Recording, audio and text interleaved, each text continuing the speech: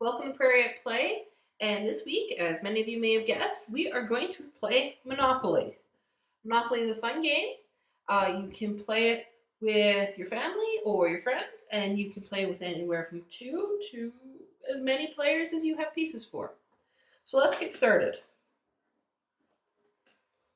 Uh-oh, looks like somebody didn't put this away correctly.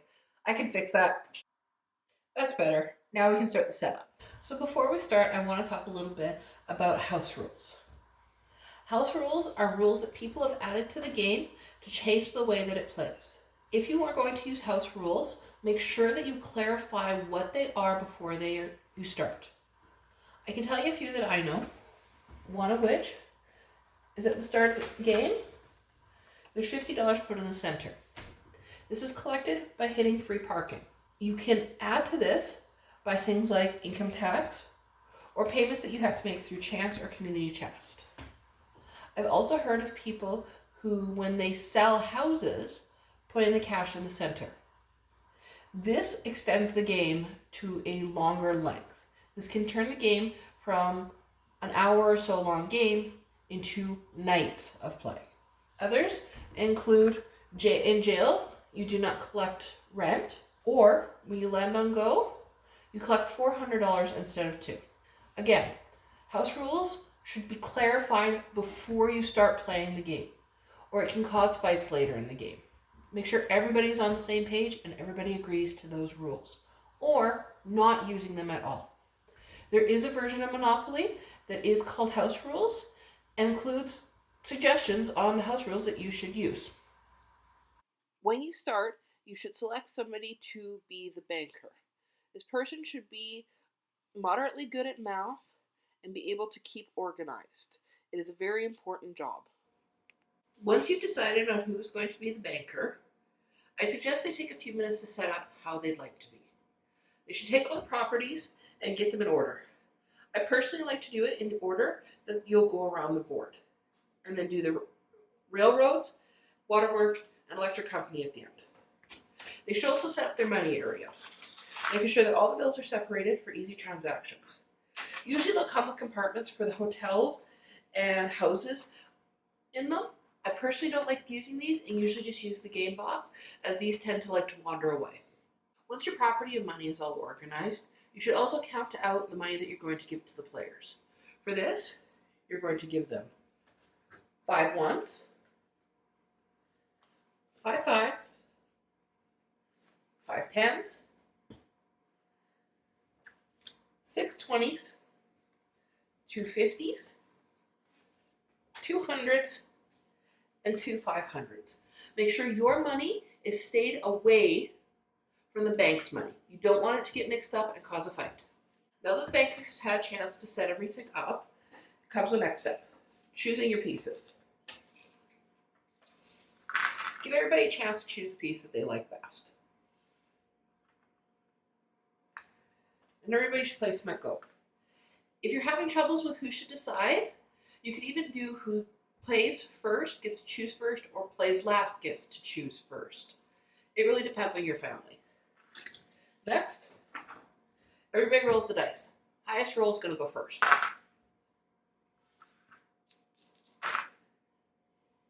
If there's a tie, roll again until the tie is broken.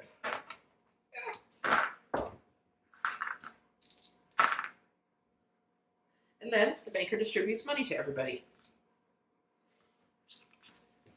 Finally, you're going to put out your chance and community chest cards, having shuffled these beforehand. So now that we've finished the basic setup, we can start with play. Because I won the roll, I get to go first. You move your pieces around the board in a clockwise fashion. 6. Whenever you land on a property, if it is unowned, you can pay the bank and receive that property.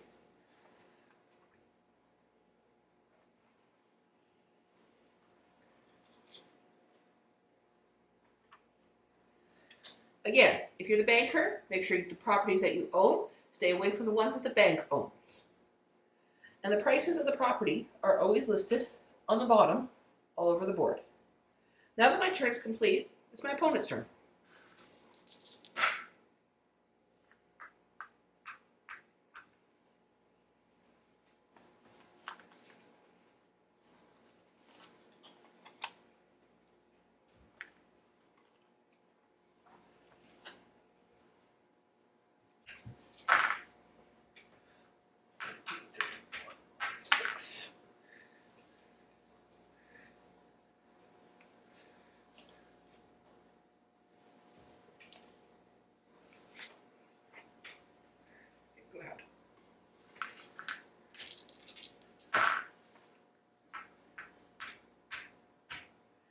Because a player rolled and they landed directly in jail, they are not in jail. They are just visiting. They'll stay on the outside of the board. This does not mean that they are stuck in jail. 2, 3, 4, 5, 6. My dog is laying down on the job.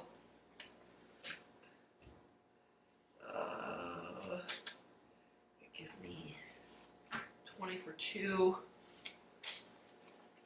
3, 5 back.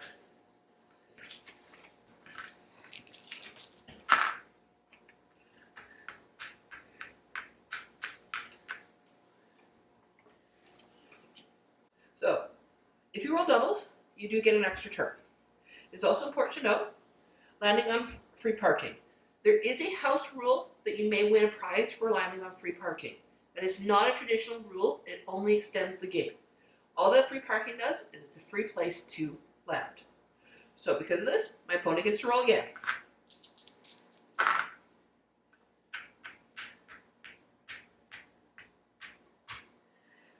Because he landed directly on the go to jail, he now gets to go to jail. There's a few different ways that you can end up going to jail. The first being, you land directly on the go to jail spot. The next, you pull a go to jail card for the community chest or chance decks. The third being that you roll doubles 3 consecutive times. Once you've rolled 3 doubles in a row, you end up going directly to jail. You do not pass go for any of these instances. You do not collect $200. While in jail, you can still collect rent, buy and sell properties, and buy and sell houses and hotels. To get out of jail, there's a couple of options for you. The first being, just pay your $50 fine and you'll get out at the beginning of the next turn. The next is trying to roll doubles. You have 3 turns to roll doubles. If at the end of 3 turns you have not rolled doubles, you must pay the $50 fine to get out. Move your piece out and you move it whatever your final roll was attempting to roll doubles. Because we're so early in the game, my opponent doesn't have many properties, it would be wise for him to just pay the fine. So he will pay the $50 fine to the bank and move his piece from being in jail to just visiting. That ends his turn.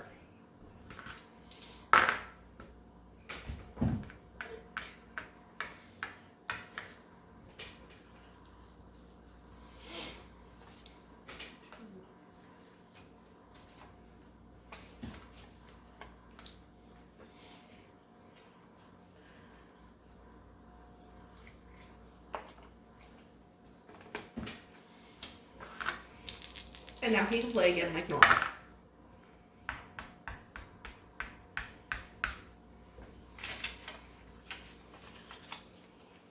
Yeah, you're not letting me get all those orange ones.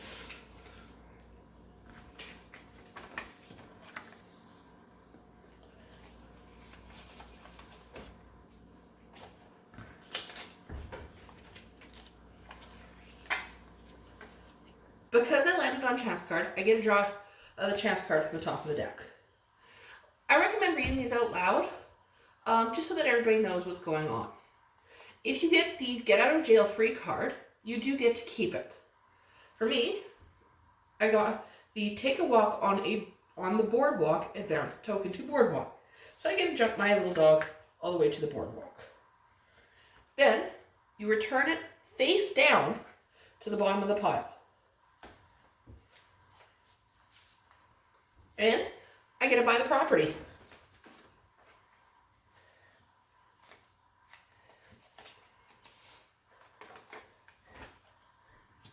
And my turn's not done yet. Because I rolled doubles, I still get to continue on with my turn. Uh-oh.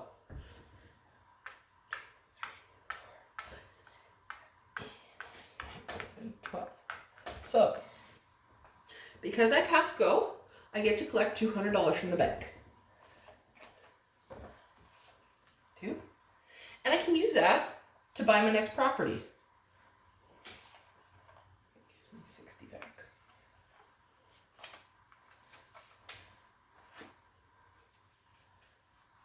Travel space. And I get another turn. No doubles.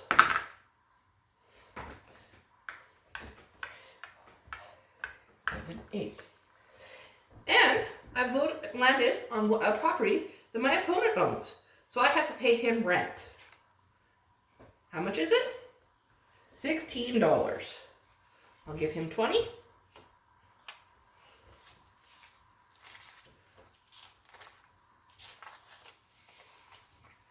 And 4 back. And that finally ends my turn. So I've had a situation come up where I've landed on a property that I can't afford. I don't have enough money in cash to buy. There's 2 things I can do here. I can put the property up for auction, or I can mortgage some of my other properties to get enough to do it. At this stage of the game, I think I'm going to auction it. So, usually your banker will lead the auctions. Anybody can participate in the auction. They just have to be able to afford the property that they've bid for. The starting price is whatever they want to start for the first bid. So let's begin. Pennsylvania Avenue is up for auction. 10. 20? 50. Uh-oh. I know it's letting it go for really cheap, but I really don't have that much left. I know Go's coming up, but I think I have to let it go for 50. So my opponent will win this property.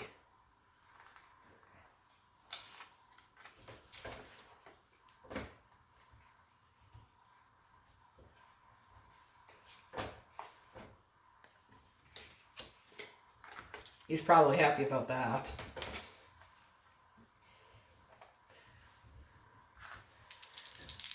After the auction is ended, it also ends my turn. Looks like my opponent drew the go to jail card, which means he has to go directly to jail. But because he had already passed go, when the go to jail card came up, he did collect the $200.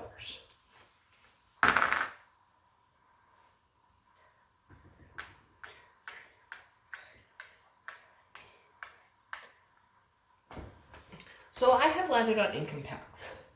First, I'll collect my $200 from passing go. So now that I've collected my $200, I have to decide what I want to do about my income tax. For this, you either have to pay 10% of your total value or $200. When they speak of 10% of your total value, that is all the cash that you have, plus the value of all your properties and any houses and hotels that you may have on them. You must decide which one you're paying before you start adding up your value. If you decide to go with your value, we're stuck with your value, even if it's higher than $200. For me, I just choose to pay the $200. It prevents the game from being slowed down too much, and usually it's a safer bet. The only time that I would not choose the $200 if all my properties were mortgaged and I had little to no cash on hand. So because my opponent just rolled a 2, he's going to end up landing on the electric company. There's a few unique properties for paying rent. The electric company and the waterworks are a few of these. For these, when a person lands on them, they must roll the dice again and pay, because I only own one of them, 4 times the amount that's shown on the dice. So he rolled a 4, he has to pay me $16.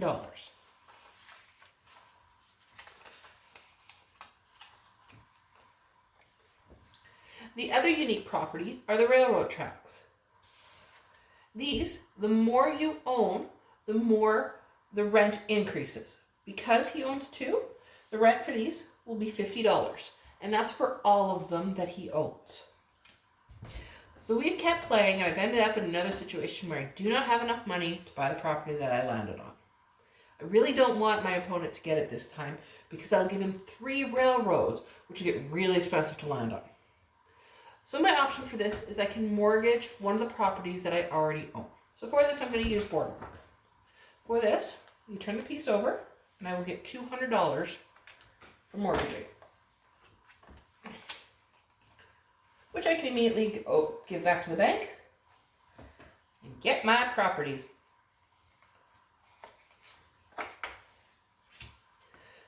For me to unmortgage this, I'm going to have to pay the bank not only the mortgage, but an extra 10%.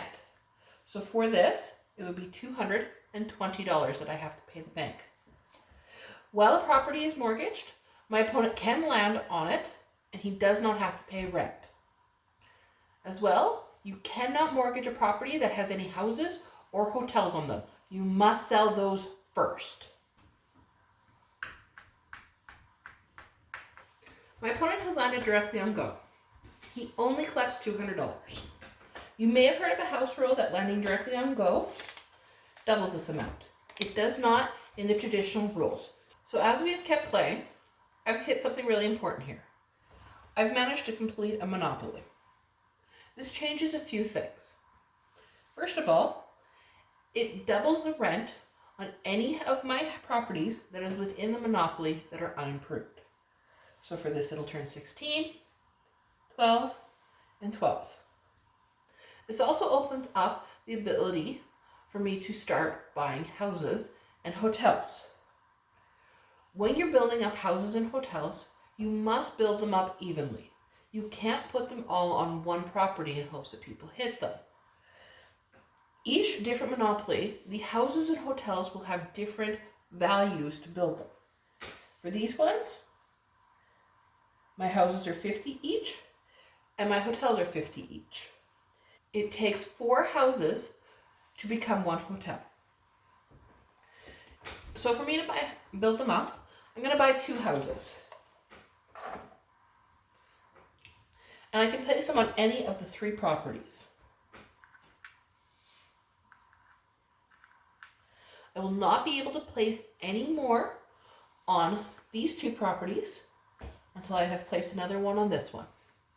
My opponent has landed on one of my properties that has been improved by a house. So I will look at my card, and he will have to pay me $40 in rent this time.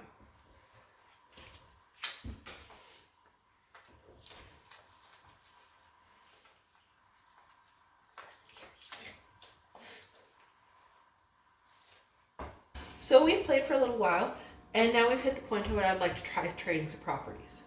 There are some rules to remember when it comes to trading properties. First of all, you can't break up a monopoly that has houses and hotels on them. You must sell the houses or hotels before you are able to make them participate in the trade. Additionally, you can trade mortgaged properties, but they will remain mortgaged when they move over to your opponent. For them to unmortgage them, they do need to pay the mortgage value plus the 10% like they normally would have to. Additionally, do not trade favors.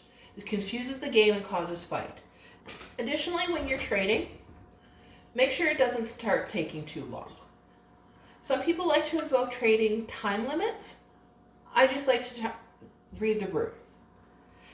Also, try not to be too hard on younger players. So for me, I want to get my opponent's 2 orange ones. So I can start by making him offers. So I'm going to offer up my 2 yellow properties for his 2 orange ones. And he can accept or reject my offer. You can try sweetening the deal by adding cash in. You do not have to take the trade if you do not like the response. You can even offer up mortgage properties and unmortgaged properties to attempt to trade. And my opponent can respond back with cash of his own.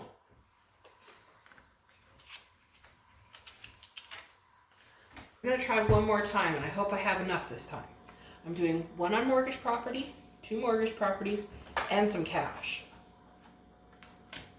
We both agree to the trade, and the properties are traded.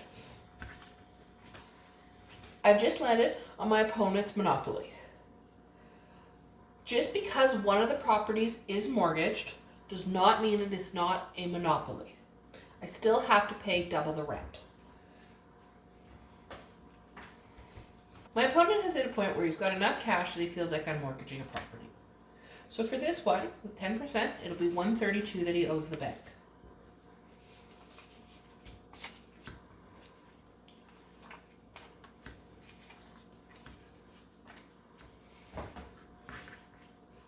And he's able to flip over the property. With this, he's also able to start building up his monopoly. You cannot put houses on a monopoly where part of it is mortgaged. So we're starting to get later into the game. This is where the houses and hotels come into play. As you can see, I've built up my properties quite a bit, but I've run into a problem. The bank has no more houses. Where the bank cannot run out of money and can issue IOUs, it can run out of houses and hotels. So I am not able to finish upgrading these to hotels. I cannot skip over the last house and just buy it straight out to go to a hotel. I have to get the final house on this property, because to get a hotel you need 4 houses. Where my opponent over here, he can upgrade any of these to a hotel anytime he wants. For him, it'll cost 200. So you can pay 200, and that will give you. This is actually a strategy that some people will use, where they will buy as many houses as possible and not convert them to hotels to prevent their opponents from being able to build up their own monopolies. You can end up in a situation where 2 players both want a house or a hotel. In this case, we have 1 house left, and my opponent wants to put it here, and I'd like to put it on one of my orange properties. This triggers another auction where people bid for the house. So I've kind of hit a string of bad luck here. We're getting down to the end of the game, and I've just landed on my opponent's Pennsylvania Avenue. And I have to pay him $1,400. And I have to roll again. Uh-oh. 3, 4, 5. So how much do I owe you for Boardwalk with a hotel? 2,000. I think this is where the game ends. So, as you can see, most of my properties are mortgaged already. I just held on to my 1 monopoly. So to start, I have to sell all my houses. I sell them for half the value I bought them for. So each of these houses is worth $25.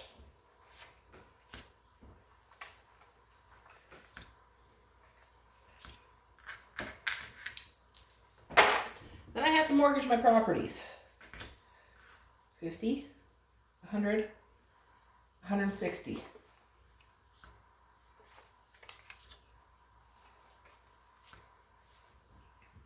After that last hit on Pennsylvania Avenue, I do not have enough to fully pay my opponent, which means I go bankrupt. Given that it's just the 2 of us, it automatically means my opponent wins.